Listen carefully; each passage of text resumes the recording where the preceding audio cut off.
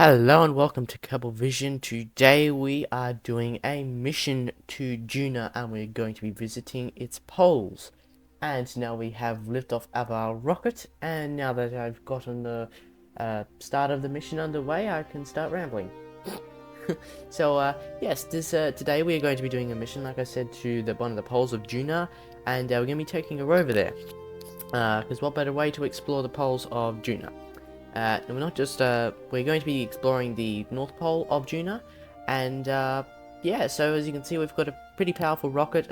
Lower stage is an automatic SSTO, pretty much, so not too many issues there, other than if you happen to copy this launcher or get an idea from it, just remember to put wings at the bottom, because I forgot, and I didn't particularly feel like reverting back to the launch pad, because I managed to somehow recover this rocket from its spins quite a few times, which is kind of surprising, but I managed to do it.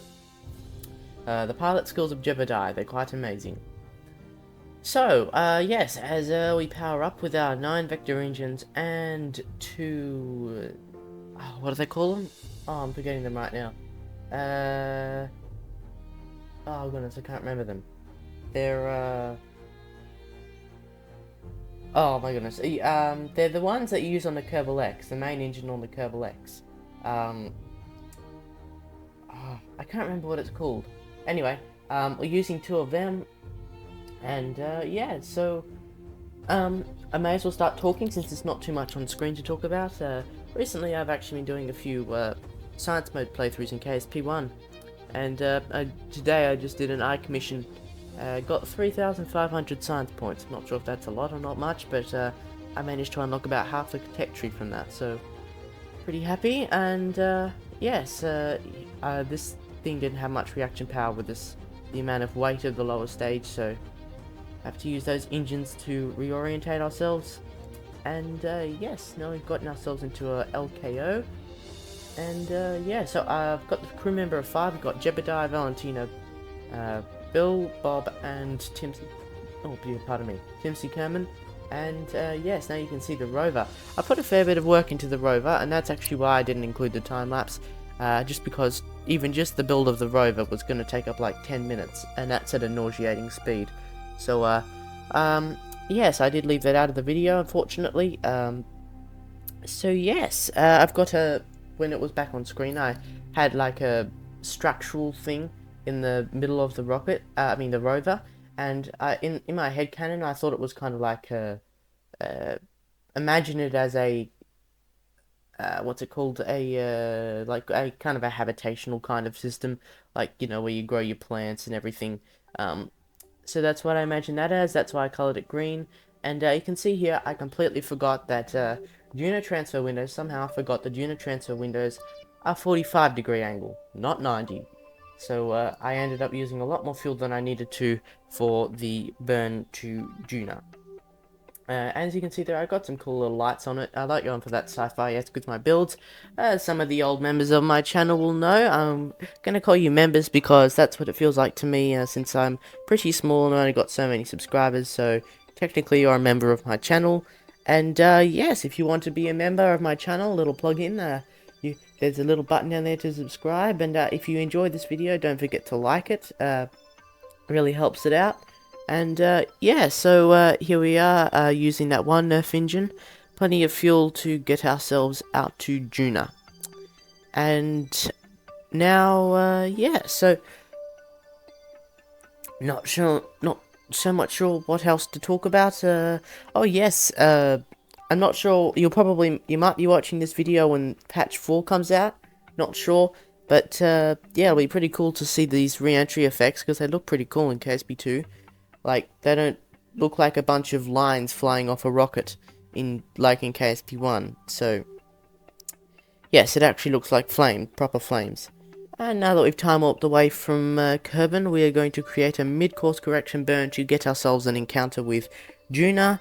And yes, so now that we've got ourselves a pretty equatorial orbit, I did change that to a polar orbit since we're trying to get to the North Pole.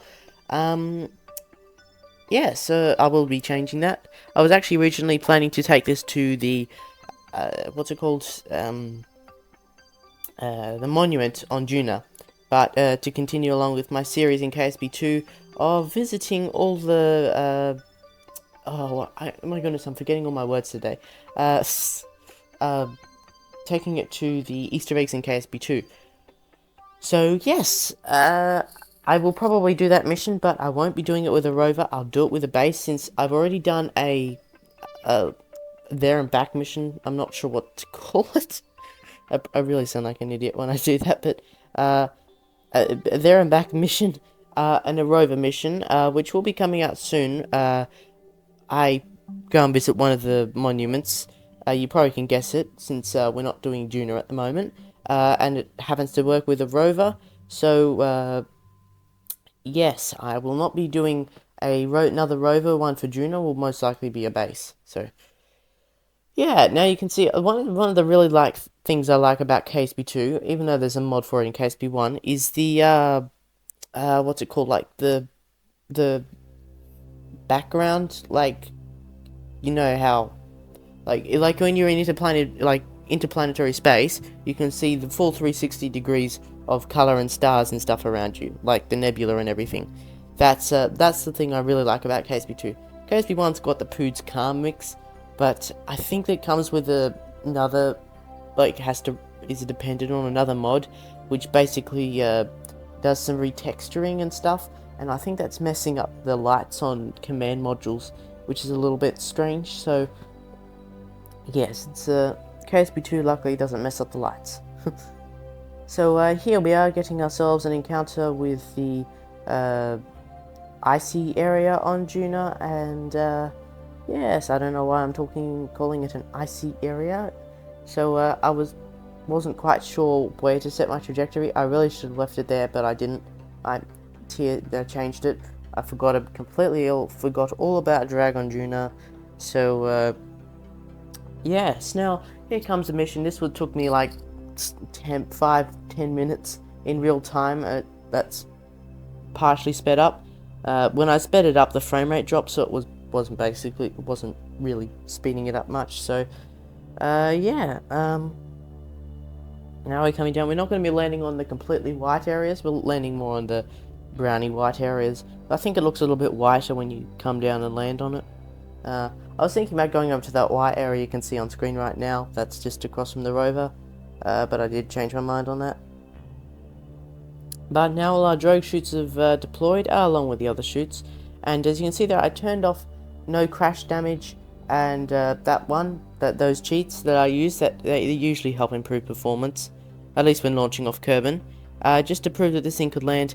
But then, due to the glitch where wheels clip into the ground, the rover began tipping over and began bouncing over, and as you could see, it did have the capability of rewriting itself, and it was in the process of doing it, but then the wheels clipped into the ground again. So, I'm sorry, but I'm going to have to use cheats again. As you can see, they're off right now, so no parts exploded like that, which was actually quite surprising. Now I've sped it up here, and I'm using no gravity to get ourselves properly the right way up, and settled on the ground. And as you can see, we have got 12 rover wheels. When I did my Eve rover mission, unfortunately I had a lot, and couldn't really drive around anyway because I didn't have enough wheels. So yes, now we're going to have like a caterpillar kind of way across the ground, and I also put a little cut back there where I repacked the parachutes. So now we are going to build up our speed, and we are going to go for a drive over this ledge here, and a small amount of flight too. So yes, that's a pretty cool rover. I like the head cannon of it. Hopefully Private Division, if and when they release colonies, they will actually add some rover colony parts, because that'd be really cool to actually have some proper colony parts. But for now, this had to do. And now I didn't realize I was about to go off the cliff edge, and then I realized very quickly, so I quickly put on all the brakes as full power, since we got up to about 15 meters per second. And now we are going to get ourselves moved into a better orientation for the thumbnail and plant our flag. Most important part of any mission. And yes, so not too many rocks up here. Looks fairly dry, fairly boring. I kind of like the paintwork. It looked kind of like those Arctic research bases. I think they're more like, though, I think they're more like orange with the blue hints, not blue with the orange hints. But anyway, I might be wrong, I'm not sure. But anyway, so we got those solar panels back there, kind of making a cool little look on the greenhouse. If you look hard enough, shouldn't need too much hard looking. And yeah, hopefully Private Division fixes up these bug where the wheels clip into the ground. It's because it's quite annoying, because it is making things a bit unrealistic. But yes, now that we've got ourselves down, I didn't use this as a thumbnail shot, and I don't know why I'm including it, but obviously past me forgot to edit it out. So anyway, yeah, as you can see, we've got those cool little lights there. I kind of put them on the beams there, if you can see them, like the beams, the structural beams over the beams. And yes, as you can also see, we've got way too much struts, as I just wanted to make sure that this thing was nice and sturdy, so I had plenty of struts. And yeah, so now we're going to get Jebediah out on EVA. As you can see, he looks a lot bigger than what he should be to fit inside the command module. I'm not sure if that's just a quirk of KSP or whether that should be changed or something, but oh well.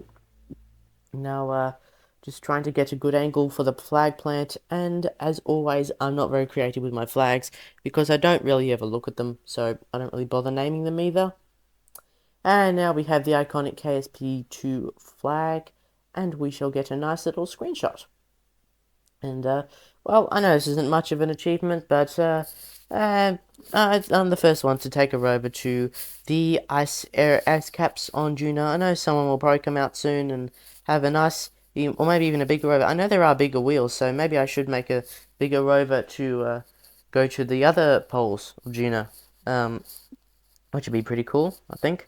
So maybe I'll do that sometime. Yeah, so now we've got our Kerbal back boarded on our rover, and we're going to take it for a little drive down the cliff. So, not very exciting, but we're going to do it, oh well. And yes, I'm starting to think about doing some more KSP1 videos, because I think KSP2 hype's starting to die down a fair bit. Well, I guess it's not really hyped at the moment, but less people are interested in seeing KSP2 videos, so I might start going back to the KSP1. It's actually surprising. I'm not noob to KSP. I'm quite experienced, but I'm also not quite experienced. Like, I've only been on it for like a year and a half. I've done pretty much every planet, but yeah, I'm going into science mode now, so testing myself there. And yes, now we're going to come over and have a little look at this rather orange rock and a rather white area. A little bit odd. Maybe the snow, I don't know, the snow's obviously missed it. But yeah, that pretty much concludes this video. Well, no it doesn't actually, no, we've got a little bit more to go. And yeah, so I think we're pretty much done now, and yes, that concludes this video. As you can see, the power's going on out and on. Probably should have added more power. But anyway, I will see you in the next Kerbal Space Program video. There will be a link to subscribe to my channel, a link to subscribe to Marvin Huber's channel, who makes great KSP2 videos, and a link to one of my videos, and another video there which I will choose. And I will see you in the next Kerbal Space Program video. Bye!